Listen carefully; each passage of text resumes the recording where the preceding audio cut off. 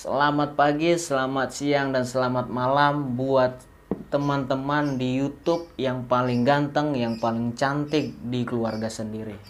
Nah, di video kali ini bukan tentang review mobil Suzuki atau tentang dunia leasing, bukan. Tapi video kali ini adalah berkaitan dengan judul yang teman-teman baca, yaitu adalah COVID-19 itu bukan konspirasi, tapi real.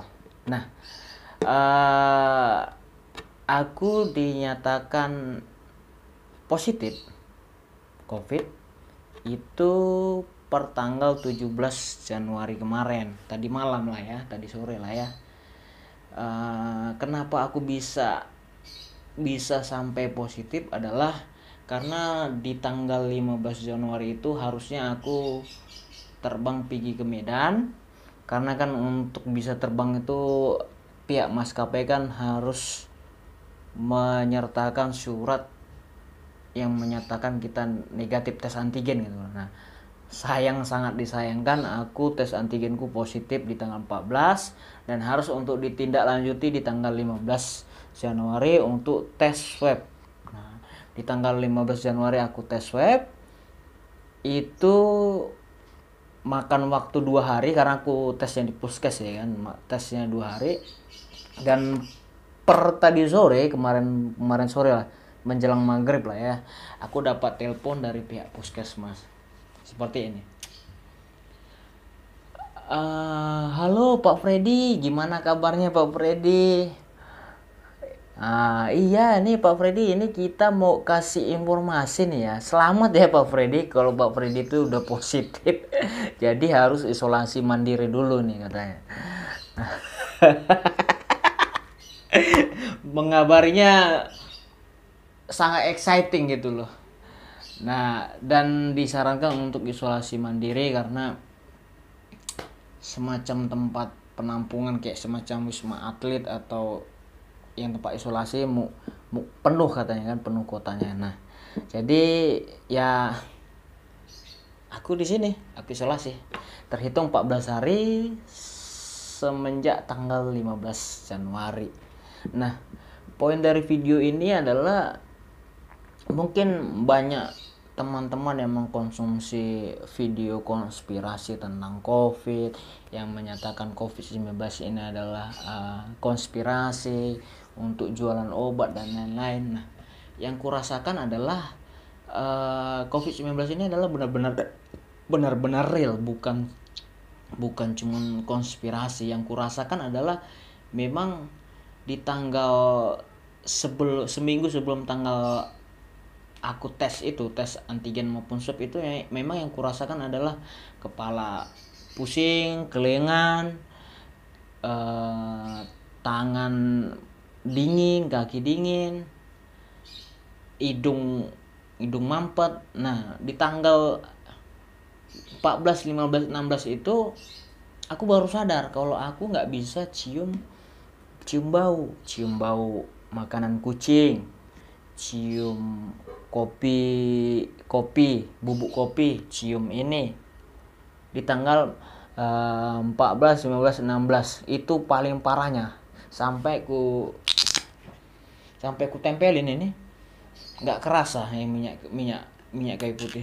Makanan kucing ku tempelin nggak kerasa, kopi ku tempelin nggak kerasa. Nah, yang artinya aku harus istirahat dan konsumsi vitamin ya di tanggal tersebut. Nah, sering berjalannya waktu aku coba untuk olahraga, konsumsi vitamin, minum susu beruang ya kan. Ada peningkatan, ada progres. Sekarang aku udah bisa cium nih ya, udah bisa cium. Yang artinya menurut yang aku baca sih sudah ada peningkatan dari imun tubuh gitu. Nah, imun tubuh. Cuman yang jadi permasalahannya adalah kenapa bisa COVID-19 ini semakin meledak. Kalau yang aku alami, pengalamanku sendiri adalah aku nggak begitu care gitu, nggak terlalu menjaga kesehatan, aku nggak terlalu aware soal COVID ini. Yang yang harusnya pakai masker, cuci tangan, terus jaga jarak, itu hanya beberapa saja yang kulakuin, hanya beberapa saja gitu loh. Ya, tidak benar-benar disiplin untuk menjaga hal itu. Nah, itulah yang menyebabkan kasus COVID-19 ini semakin hari semakin meledak gitu kan. Ditambah lagi dari ketidaksiapan pemerintah mungkin ya. Tapi bukan artian aku di sini untuk mengkomentari lah ya. Tapi yang aku lihat adalah memang begitu. Tidak kesiapannya menerapkan aturan yang kuat, protokol kesehatan 3M.